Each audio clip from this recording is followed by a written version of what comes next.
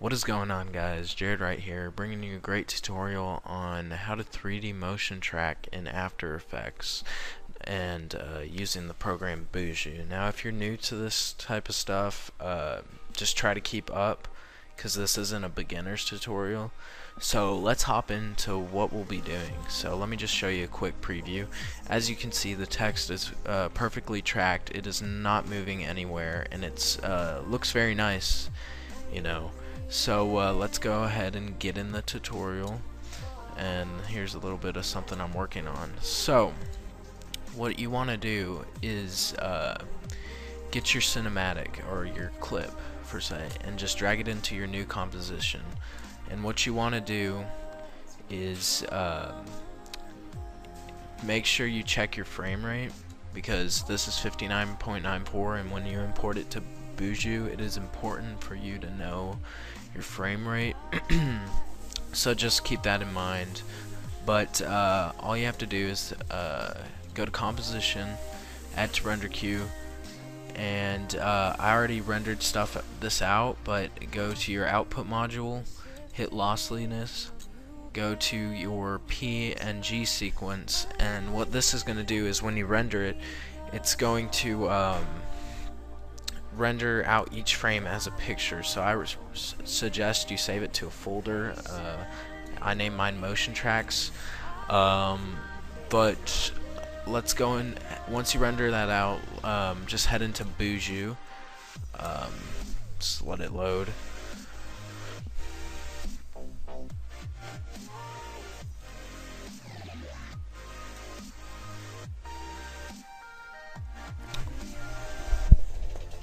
Alright, so once you're in Boujou, what you want to do is hit this button that says import sequence and go to your wherever you saved it. So mine would be users, Jared, and then it would be desktop, and then motion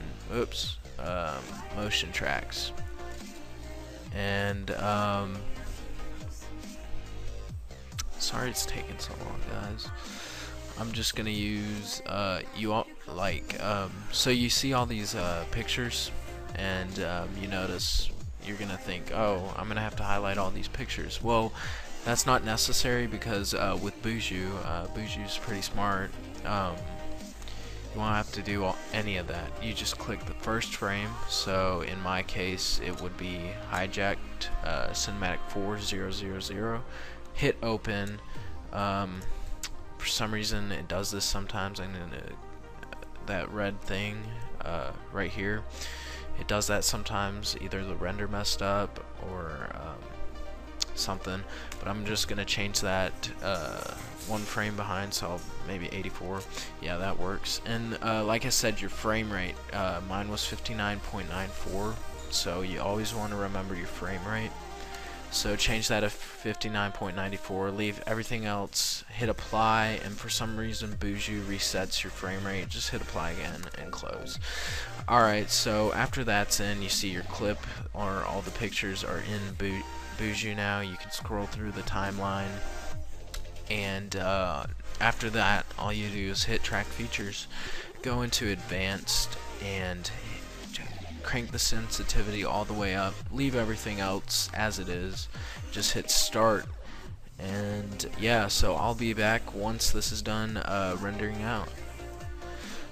Alright guys, so it is done tracking now, and what you want to do after this is hit add camera solve, or just camera solve, and what you want to do is keep it at sequence 1, all frames, and optimize camera path smoothness.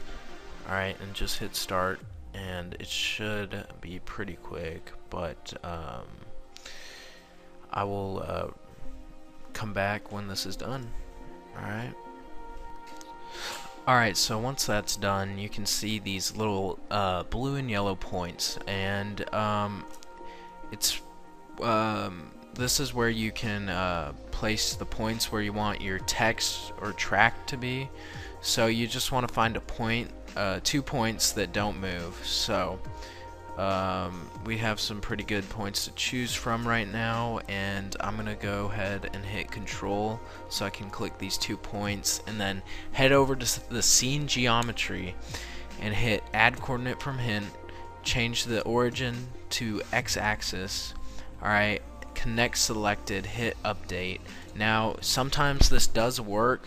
I would just add a test object. As you can see, it's not working because you have the bug over there, and it is sliding and not staying in one place. But we can fix that by adding more coordinates by going and hitting add coordinate from hint, hit z-axis. Alright, now just click away and then go ahead and find a point in your z-axis. So I'm going to just choose maybe this one and this one, and I'm going to connect selected, update, and close, and add a test object. Now you can see it is perfectly tracked. It is actually it works out really well, and we could always move this you can always edit this in Cinema 4D. The text won't have to stay here, but as you can see, this is perfectly tracked now, and it really looks nice because it just stays there and does nothing. So we're gonna go ahead and hit delete, and you can exit out. Now all you have to do is hit export camera and change the folder wherever you want to save the Cinema 4D file, because we're gonna save this as a Cinema 4D file. I'm gonna name this edited by Jared. Alright, and then we're gonna go down and change the file type to Cinema 4D, C4D, save, and then scale your scene by 100 instead of 1. Alright, now keep everything the same and just go ahead, hit save. You're done there. I can just exit out. Now I'm gonna go ahead and open this in Cinema 4D. Just give me a second if I can find the right one. Takes a while, sorry. It's probably because I'm recording my screen too. So as this is loading, just hit OK. So as you can see, let me stretch this out. You have your background, and this is where your text is going to be. This little point where these three corners meet, that's where where it's going to be tracked off, and you can see it has camera movement, and all these dots are just track points, but those really don't matter right now. So we're going to go ahead and add a new material. Double click in the materials tab, double click again, disable specular. It just adds kind of like a shiny not a glow, I wouldn't say, but you know.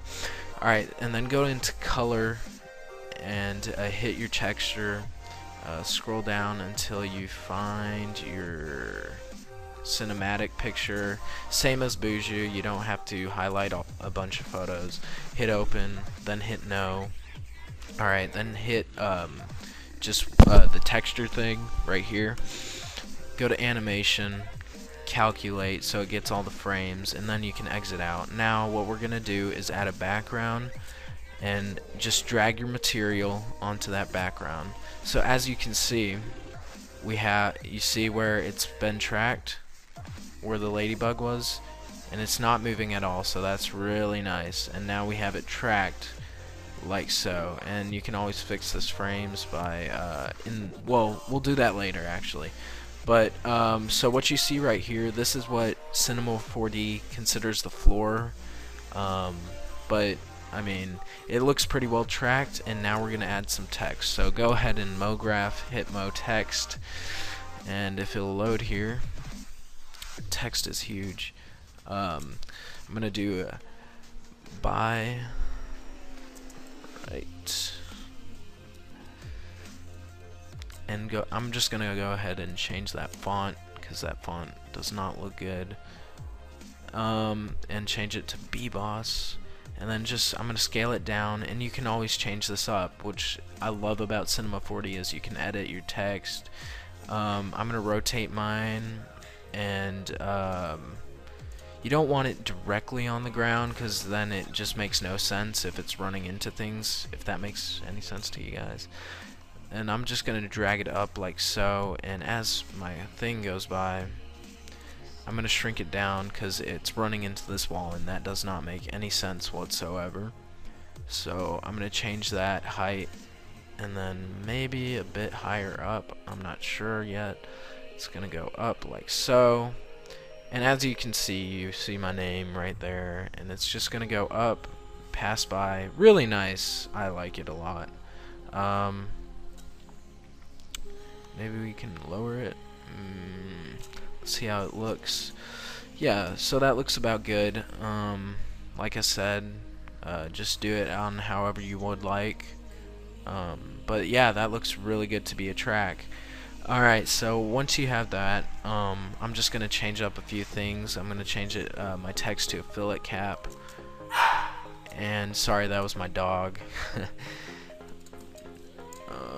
Whoa, what is happening right now? Sorry guys, this usually never happens. Fillet cap, there we go. So now we have that. I like fillet caps, they look really nice. So yeah, now what we're gonna do is you can make your own material, but I like to use a Lightroom that I have downloaded. Let me just go ahead and find it. Here it is. Just hit open. I'm gonna delete all these stuff up here. So yeah, now what I like to do with my text is add materials to make it look good, and as you can see, when I render it out, it doesn't look good. It's somewhat shiny, but not really. So a way to fix that is go to your shape tools, hit sphere. You want to have this covering up your whole text, so just enough to where it fills up your text, and then you want to add your texture that you added to the background. So you move that on. Now that's on there, and then go to tags and hit Cinema 4D tags, compositing, and then uncheck cast shadows and uncheck receive shadows, and then uncheck scene by camera. And what this will do is make it shiny, but you guys don't, it looks kind of the same as last time, but here's where this comes in. Usually the metal doesn't look shiny at all, so I'm just gonna disable the speculars. I like my metal up high, so or my reflection up high, so it looks like a silver, more like chrome. I like it a lot. And then all I'm gonna do is drag this on, and maybe if I render it, if I render it out, I don't know why it's doing that. Just give me 2 seconds, guys. Might be in the compositing. Yeah, everything looks good so far, so just give me 1 second. Oh, that's right. I would add lights if I were you guys. Just a personal thing I like to do to my things, because it looks nicer, you know, you can see things better, and I like it a lot. Lights do help out a lot. You can see, like, yeah, there you go. See, what the light does is shines light on that text, and you can see it's reflective. What are we at in the tutorial so far? 13 minutes, not too bad. So you can see it's reflective, but I'm gonna add more lights just to make it look a little bit better. Maybe drag. I usually do 3 or 2 lights. 2 looks fine for now, but I'm just gonna change this up. I'm gonna change this to go to selection. If you don't want just red, if you want 2 colors to make it stand out, which I like doing, just do C1, and then let's see if that'll work. Yeah, there you go. So you can see you have a red outline, and you can switch these 2 around. It really doesn't matter, but I mean, you can do whatever you want. It's really nice feature. I like it a lot. But anyways, so I'm just gonna take this off for now and maybe do it to this one. See what, just show you guys what happens when you do it. You just move them back. If it doesn't work the first time, just move it back, and you can see it looks really nice. So once that's done, it's all tracked and everything, which I like a lot. And once you're done, just go into your render settings. change your frame rate. Keep it at I'm gonna put it at 59.94 because that's the frame rate of the footage. It rounds out to 60, same thing. Now when you go to if you remember at the beginning of the video you saw that red frame, just go to all frames and then go back like 2, so you won't get that red, you know, a little, I don't know, overlay. And I'm just gonna save this as by me and save, and go to change your format, movie format, to QuickTime Movie and Alpha Channel. Alright, and then go into your multipass. You don't need anything in there. Anti-aliasing, you want to go to change your anti-aliasing to best. Change the minimum level to 2x2 and keep the 4x4. Keep everything pretty much the same. So yeah, that looks really good. And now you have it saved. Make sure you have everything. Go into options, by the way, I forgot to mention this, and change that to 59.94, best depth and everything. So everything looks good here. You have your depth at best depth, quality best, and make sure your compression type is on animation. Sorry I'm going so fast, guys. I have a time limit on my tutorial, so kind of want to get it done before that ends.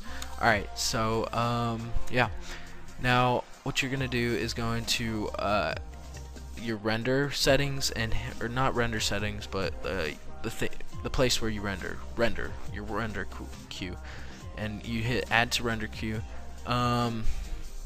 hit yes, edited by Jared, and just go to jobs, which is up here, and start rendering. And yeah, so that's about it, guys. I'll come back when this is done and show you how to use it in After Effects. Alright, I'll be right back.